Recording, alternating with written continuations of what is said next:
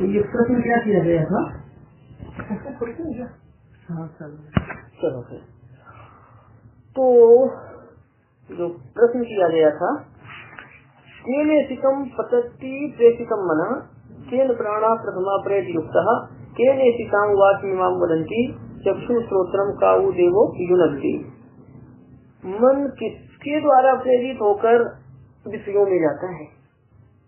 मुख्य प्राण किससे प्रेरित होकर संचरण करता है? किससे प्रेरित वाक इंद्री का अवलंबन लेकर लोग शब्दों को बोलते हैं? चक्षु और श्रोत्र। हे आचार्य, चक्षु और श्रोत्र को कौन देवता कार्य करने के लिए प्रेरित करता है? ऐसा जो प्रश्न आया था, तो प्रश्न का उत्तर दिया जाता है द्वितीय मंत्र से।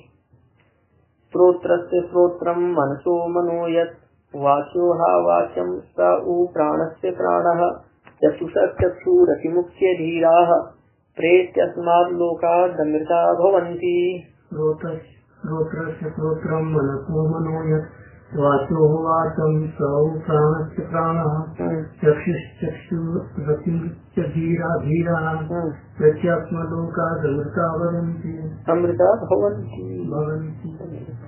श्रोत्रस्य श्रोत्रम मनसः मनः यत् वाचः वाचम अच्छा साउ प्राणस्य प्राणः चक्षुषः चक्षु अतिमुच्य नीचे प्रेत्य अस्मात् लोकात् अमृताः भवन्ति। लगाइए, यत् श्रोत्रस्य श्रोत्रम मनसा मनः वाचा वाचम प्राणस्य प्राणः चक्षुषा चक्षुः सा हा उ धीराः अतिमुच्य प्रेत्य अस्मात् लोकात् अमृताः भवन्ति।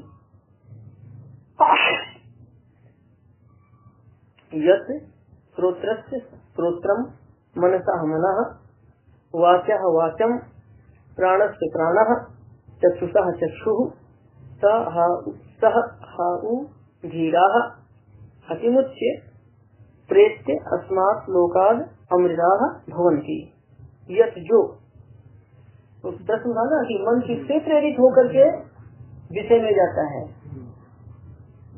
और चक्षु और श्रोत्र को कौन देवता अपने कार्य में, चक्षु और श्रोत्र को अपना कार्य करने के लिए कौन सा देवता प्रेरित करता है, ठीक है ना? तो यहाँ पर बताते हैं कि कौन प्रेरित है, प्रेरक है। तो इंद्रियों का प्रेरक कौन है उसको बताते हैं। यत् श्रोत्र से श्रोत्रम, जो श्रोत्र का श्रोत्र है, श्रोत्र इंद्रिय है, और श्रोत्र का भी श्रोत्र कहा जाता है परमात्मा को। जो श्रोत्र का भी श्रोत्र है, मतलब श्रोत्र इंद्रिय का काम क्या है? सुनना, श्रवण करना। तो जो श्रोत्र का श्रोत्र है, अर्थात श्रोत्र इंद्रिय को श्रवण करने का सामर्थ्य देने वाला है, श्रोत्र इंद्रिय को श्रवण करने का सामर्थ्य देने वाला है। मनसा मनः, मन का मन है, मन का कार्य है मनन करना। मन का मन है मतलब मन को मनन करने का सामर्थ्य देने वाला है। जो श्रोत्र इंद्रिय को श्रवण करने का सामर्थ्य देने वाला है, मन को मनन करने का सामर्थ्य देने वाला है। वाचा वाचम, वाणी को बोलने का सामर्थ्य देने वाला है, वाणी को बोलने का सामर्थ्य देने वाला है। प्राणस्य प्राणः, प्राण का कार्य है प्राण को प्राणन सामर्थ्य देने वाला है। प्राण का कार्य है प्राणन क्रिया, प्राण का कार्य है प्राणन। प्राणन का मतलब होता है जीवन धारण करना। प्राण का कार्य है प्राणन मतलब जीवन धारण करना। जीवन धारण करना किसका काम है? प्राण का। तो प्राण जब तक रहते हैं तब तक जीवन धारण होता है। तो जीवन धारण कार्य है प्राण का। तो जो प्राण को जीवन धारण करने का सामर्थ्य देने वाला है, ठीक है। चक्षु का चक्षु, चक्षु का चक्षु है, चक्षु इंद्री का चक्षु है, मतलब चक्षु इंद्री का कार्य क्या है? दर्शन करना। तो चक्षु इंद्री को दर्शन करने का सामर्थ्य देने वाला है। तो ठीक है। श्रोत्र का श्रोत्र है, मतलब श्रोत्र इंद्री को श्रवण करने का सामर्थ्य देने वाला है। मनसो मनः, मन को मनन करने का सामर्थ्य देने वाला है। वाचः वाचम, वाणी को बोलने का सामर्थ्य देने वाला है। प्राणस्य प्राणः, प्राण को प्राणन क्रिया का सामर्थ्य देने वाला है, अथवा कहिए प्राण को जीवन धारण करने का सामर्थ्य देने वाला है। चक्षु का चक्षु है, अर्थात चक्षु को दर्शन करने का सामर्थ्य देने वाला है। तो अब देखना, सा हा उ, सा कर वह कौन? जो स्रोत का स्रोत है, मन का मन है।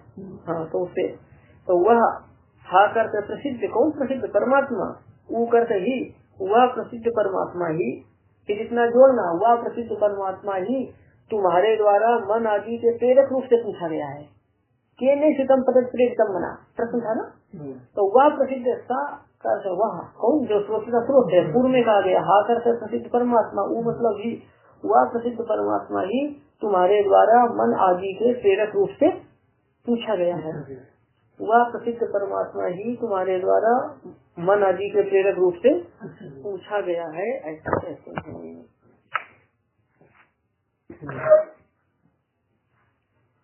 अब देखना धीरा, धीर व्यक्ति। धीरा का अर्थ है कि सबके प्रेरक परमात्मा को जानने वाला, सबके प्रेरक परमात्मा को जानने वाला। अतिमुच्च कर है साक्षात्कार करके। किसका साक्षात्कार करके? परमात्मा का। तो धीरा का अर्थ है कि प्रेरक परमात्मा, सबके प्रेरक परमात्मा को जानने वाला व्यक्ति अतिमुच्च परमात्मा का साक्षात्कार करके। तो जानने वाला पहले परोक्ष जानेगा और फिर अपरोक्ष हो गया साक्षात्कार करना। धीर व्यक्ति अतिमुच्च परमात्मा का साक्षात्कार करके, और प्रेत्य का अर्थ है कि देह त्याग करके। देह त्याग, हाँ, मर करके यह होता है कि परमात्मा का साक्षात्कार करके, इसके पश्चात देह त्याग करके अस्मात् लोकात्, इस लोक से अमृता भवन्ति, तो इस लोक से जाकर मुक्त हो जाते हैं, है ना। तो अस्मात् लोकात् का इस लोक से, फिर अध्ययन करना, इस लोक से भगवत धाम जाकर, इस लोक से भगवत धाम जाकर अमृता भवन्ति का अर्थ है मुक्त हो जाते हैं। धीरा सबके प्रेरक परमात्मा को जानने वाले, प्रेत्य का अर्थ है सबके प्रेरक परमात्मा को जानने वाले, और अतिमुच्च का अर्थ है परमात्मा का साक्षात्कार करके। प्रेत्य देव त्याग के पश्चात है अस्मात् लोकात्, इस लोक से क्या जोड़ेंगे? भगवत धाम जाकर अमृता भवन्ति का अर्थ है मुक्त हो जाते हैं, है ना। वैसे प्रेत्य का अर्थ दोनों होते हैं, मतलब देह त्याग करके और जा करके ये भी अर्थ होता है ना। हाँ, यदि तो देह त्याग करके भी अर्थ है, जा करके भी अर्थ है। यदि जातना अर्थ लेना है तो अस्मात् लोकात् प्रेत्य, है ना, दोनों अर्थ होते हैं। अब इसकी व्याख्या साथ साथ देखते चलिए। तो जो प्रथम मंत्र में प्रेरक परमात्मा का प्रश्न किया गया था, इसी मंत्र से अब प्रेरक परमात्मा का उत्तर दिया जाता है। प्रेरक परमात्मा के विषय में उपदेश किया जाता है। कैसा उपदेश है? सुनो। श्रोत इंद्रिय से शब्द का ज्ञान होता है। परमात्मा श्रोत्र को सुनने का सामर्थ्य देते हैं। परमात्मा श्रोत इंद्रिय को सुनने का सामर्थ्य देते हैं। उस सामर्थ्य युक्त कौन होगी? हाँ, उस सामर्थ्य युक्त होकर श्रोत इंद्रिय श्रोता के सुनने का साधन बन जाती है। सामर्थ्य युक्त हुए बिना श्रोत इंद्रिय सुनने का साधन बनेगी? हाँ, मन का कार्य मनन करना। मनन का मतलब होता है चिंतन या स्मरण करना। तो परमात्मा मन को मनन करने का सामर्थ्य देते हैं, जिससे युक्त होकर मन मनन करके मनन का साधन होता है। उसके बिना हो पाएगा साधन?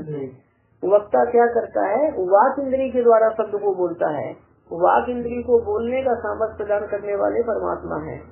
प्राण का कार्य है प्राणन करना। प्राणन करना मतलब जीवन धारण करना।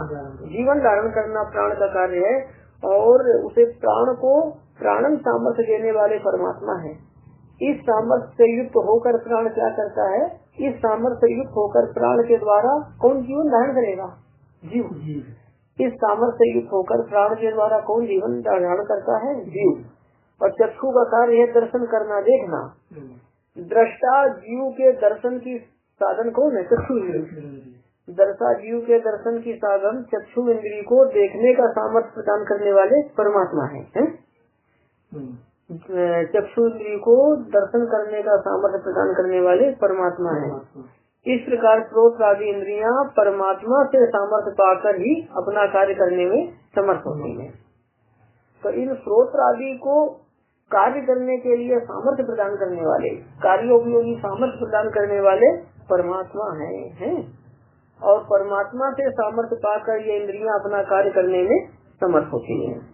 अच्छा, तो अब देखना कि जो इनको सामर्थ्य प्रदान करता है वही परमात्मा तुम्हारे द्वारा प्रेरक रूप से पूछा गया है। तो प्रथम प्रश्न में जो था, प्रश्न जो किया गया था श्रोत आदि का प्रेरक कौन है, तो क्या उत्तर हुआ? इन सबको सामर्थ्य प्रदान करने वाला जो परमात्मा है वही प्रेरक है ना। इन सबको कार्य करने का जो सामर्थ्य देने वाला है वही इन सबका प्रेरक है। वो कौन है? परमात्मा। देखना जो उदाहरण दिए हैं तो मन का प्रेरक है। इसमें देखना यह मनो अंतरो यमयति, जो परमात्मा मन के अंदर रहकर उसे यमयति करता है, नियमन करता है अथवा प्रेरणा करता है। जो परमात्मा मन के अंदर रहकर उसे प्रेरित करता है। तो इस प्रकार मन का प्रेरक परमात्मा सुना गया। यह प्राणम अंतरो यमयति, जो परमात्मा प्राण के अंदर रहकर उसे प्रेरित करता है, प्राण के अंदर रहकर उसे प्रेरित करता है। तो ये श्रुति क्या बताती है? प्राण के प्रेरक परमात्मा को। प्राण का प्रेरक कौन है?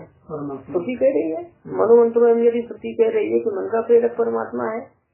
अब प्राण का प्रेरक परमात्मा है, इसको और बताते हैं। ऊर्ध्वम प्राणम उन्नति, उन्नति क्रिया का कर्ता परमात्मा का अध्ययन कर लेने। प्राणम का प्राण वायु, ऊर्ध्वम का ऊपर, परमात्मा प्राण वायु को ऊपर की ओर ले जाते हैं। तो प्राणम प्राण वायु, परमात्मा प्राण वायु को ऊर्ध्वम ऊपर की ओर उन्नति ले जाते हैं। तो प्राण का प्रेरक, प्राण का संचालक हो गया परमात्मा। अब आगे देखना, यह वाच्यम अंतरो यमयति, जो वाणी के अंदर रहकर उसे प्रेरित करता है। किसे? वाणी को। जो वाणी के अंदर रहकर वाणी को प्रेरित करता है। तो वाद इंद्रिय का प्रेरक कौन है? परमात्मा। श्रुति कह रही है। अब चक्षु इंद्रिय का प्रेरक परमात्मा है। इसमें श्रुति प्रमाण देते हैं, यह चक्षु अंतरो यमयति, जो चक्षु के अंदर रहकर उसे प्रेरित करता है। जो चक्षु के अंदर रहकर उसे प्रेरित करता है। तो इस प्रकार चक्षु का प्रेरक कौन कहा जाता है? परमात्मा। यह स्त्रोत्र मंत्रों में यमयति, कि जो स्त्रोत्र के अंदर रहकर उसे प्रेरित करता है। इसका स्त्रोत्र का प्रेरक परमात्मा कहा गया है।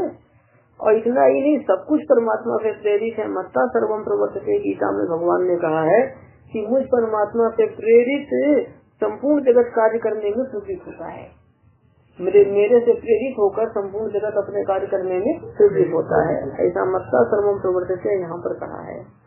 तो अभी ये जो 7 वचन कहे गए, इनके द्वारा स्रोत्रादि करणों का प्रेरक परमात्मा कहा जाता है।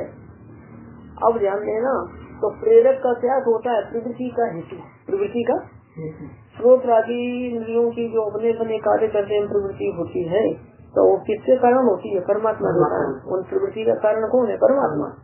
परमात्मा ही कारण है, क्योंकि जीव चाहने पर भी कभी कभी कुछ नहीं कर पाता है ना। चाहने पर भी जो नहीं सुनना चाहिए वो सुन लेगा, नहीं देखना चाहिए देख लेगा। तो इनका प्रेरक कौन है? परमात्मा। देखिए अगले पेज के प्रथम पंक्ति है, स्रोत्रादि के स्वरूप और स्थिति का हेतु जो परमात्मा है, वही उनकी प्रवृत्ति का भी हेतु है। स्रोत्रादि करणों के स्वरूप और स्थिति का हेतु जो परमात्मा है, वही उनकी प्रवृत्ति का भी हेतु है। यहाँ स्वरूप को देखेंगे टिप्पणी में, असाधारण धर्म ही निरूपमाणु धर्मी, असाधारण धर्मों से निरूपण किया जाने वाला धर्मी। ध्यान देना, किसी भी वस्तु का निरूपण उसमें विद्यमान असाधारण धर्मों के द्वारा किया जाता है। साधारण धर्म कौन होगा? जो सभी में रहेगा। असाधारण धर्म केवल उसी में रहेगा। तो अब बताइए कि किसी भी वस्तु का निरूपण या किसी भी वस्तु का प्रतिपादन किन धर्मों के द्वारा किया जाएगा? ठीक है, तो असाधारण धर्मों के द्वारा निरूपमान, मतलब असाधारण धर्म के द्वारा जिसका प्रतिपादन किया जाता है वो क्या होता है? धर्मी। धर्मी होता है ना। अच्छा, तो ये धर्मी हो गया। और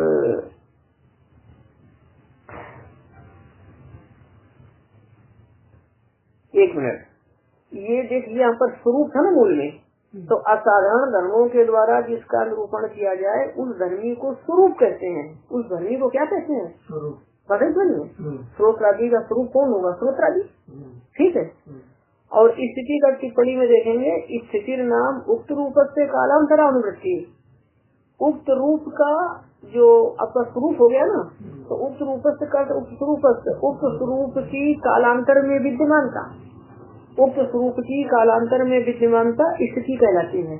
उक्त स्वरूप की कालांतर में विद्यमानता क्या कहलाती है? स्थिति कहलाती है। जो मतलब अन्य काल में भी रहे तो क्या मानेंगे? उसकी स्थिति है, उसकी स्थिति है। अन्य काल में रहना उसकी स्थिति है। ऊपर वही उनकी प्रवृत्ति का भी हेतु है। मूल देखना, स्रोत्रादि के स्वरूप और स्थिति का हेतु कौन है? परमात्मा। वही उनकी प्रवृत्ति का भी हेतु है। स्वरूप और स्थिति का हेतु जो परमात्मा है, वही किसका हेतु है? प्रवृत्ति का। हाँ, प्रवृत्ति मतलब कार्य करने का। प्रवृत्ति करते कार्य या व्यापार। देखना टिप्पणी में, प्रवृत्ति करते व्यापार। इसको समझाते हैं आगे। प्रवृत्ति नाम तत्त साध्यो व्यापारा, प्रवृत्ति का अर्थ है कि उन कारणों से साध्य व्यापार। व्यापार मतलब कार्य, व्यापार मतलब हाँ उन कार्यों से नहीं, हाँ उन का प्रवृत्ति का अर्थ है उन कारणों से साध्य क्या हुआ व्यापार। व्यापार का समझ लेना प्रवृत्ति क्या होगा। हाँ ठीक है, प्रवृत्ति ऐसे करना कि उन कारणों से साध्य प्रवृत्ति, उन कारणों से साध्य व्यापार ये क्या है प्रवृत्ति है। और ये दो प्रकार का है आपका व्यापार, केवल प्रवृत्ति रूप नहीं बल्कि प्रवृत्ति निवृत्ति लक्षण, प्रवृत्ति निवृत्ति दोनों रूप है ना। निवृत्ति की भी व्यापार रूपता सर्वमान्य है, मतलब जैसे प्रवृत्ति व्यापार है, प्रवृत्ति कार्य है, वैसे निवृत्ति भी व्यापार है, ऐसा कहना है। देखिए सर्वत्र प्रसिद्धोपदेशात इस ब्रह्म सूत्र के श्री भाष्य की सूत्र का शिका टीका में प्राण से प्राणा का अर्थ किया है प्राण का आधार। क्या अर्थ किया है प्राण का आधार। तो अब तो प्राण का आधार ऐसा अर्थ किया है। यहाँ पर प्राण से प्राणा का अर्थ क्या दिया था, प्राण को प्राणन किया का सामर्थ्य देने वाले परमात्मा है, या प्राण को जीवन धारण करने का सामर्थ्य देने वाले परमात्मा है, ऐसा यहाँ पर प्राण से प्राणा का अर्थ किया गया था। ठीक है, अब देखिएगा टीका में प्राण का आधार परमात्मा है, उससे सामर्थ्य पाकर ही प्राण अपना कार्य करता है। जो परमात्मा प्राण में रहते हुए, यह प्राणी तिष्ठन, जो परमात्मा प्राण में रहते हुए। अच्छा अब देखिए तो ये श्रुति भी प्राण में किसका रहना कैसी है परमात्मा। हाँ श्रुति के अनुसार प्राण में परमात्मा रहता है। और सूर्य प्रकाश का में जो प्राण से प्राणा का व्याख्यान किया उसके अनुसार किसमें कौन रहता है प्राण का आधार परमात्मा। तो कौन किसमें रहेगा प्राण रहेगा परमात्मा। ठीक है, ये सूर्य प्रकाशिका के अनुसार। सूर्य प्रकाशिका में जैसा प्राण प्राणा का किया है तो प्राण का आधार परमात्मा है। और ये श्रुति या प्राणी के स्तन में कौन किसका आधार परमात्मा का विपरीत है नहीं है, तो विरोध मालूम होता है ना। देखिए वही प्राण को परमात्मा का आधार बताने वाली इस श्रुति से उस तर्क का विरोध नहीं है, क्योंकि ध्यान देना विरोध क्यों नहीं है। सुनो, परमात्मा सभी का आधार है तो प्राण का आधार है कि नहीं है, और परमात्मा विभू है, विभू होने से सब में रहेगा कि नहीं रहेगा, तो प्राण का आधार होने पर भी प्राण में रहेगा। परमात्मा ध्यान देना सभी का आधार है तो प्राण का भी आधार हुआ। जैसे कि देखना इस समय आपका आधार भूमि है, लेकिन आपका आधार क्या है ठीक है, तो भूमि आपने नहीं है ना, क्योंकि आप परिचिन्न है, लेकिन प्राण का आधार परमात्मा है तो प्राण परमात्मा में क्यों रहेगा, क्योंकि परमात्मा कैसा है विभू वस्तु सब में रहती है। बात समझ में, लेकिन इतना जरूर आप समझिएगा कि परमात्मा सब में होने पर भी आधेयत्व निश्चित नहीं है। आधार वाले समझते हैं, आधेय क्या होता है जो आधार के बल पर रहता है, आधार के आश्रित रहता है। तो परमात्मा विभू होने से यद्यपि सब में है पर आधेयत्व निश्चित है क्या, आधेयत्व निश्चित नहीं है। कभी गीता में है ना चाहम ते उपस्थिता की मैं उनमें स्थित नहीं है। जब विभू होने से भगवान सब में स्थित है तो मैं उसमें स्थित नहीं हूँ, ऐसा भगवान क्यों कहते हैं, तो क्योंकि वो आधेयत्व स्थित नहीं, हम लोग आधेय रूप से स्थित नहीं है। भगवान सब में होने पर भी सबके आधार है, यही है, प्राण में होने पर भी प्राण के आधार, ये समझ लेना। ठीक है, तो देखना क्योंकि परमात्मा सभी का आधार ही है, वह विभू होने से चेतन अचेतन सभी पदार्थों में स्थित है? और ऐसा होने पर भी आधेयत्व किसी में स्थित नहीं है। असंयोगित सूत्र से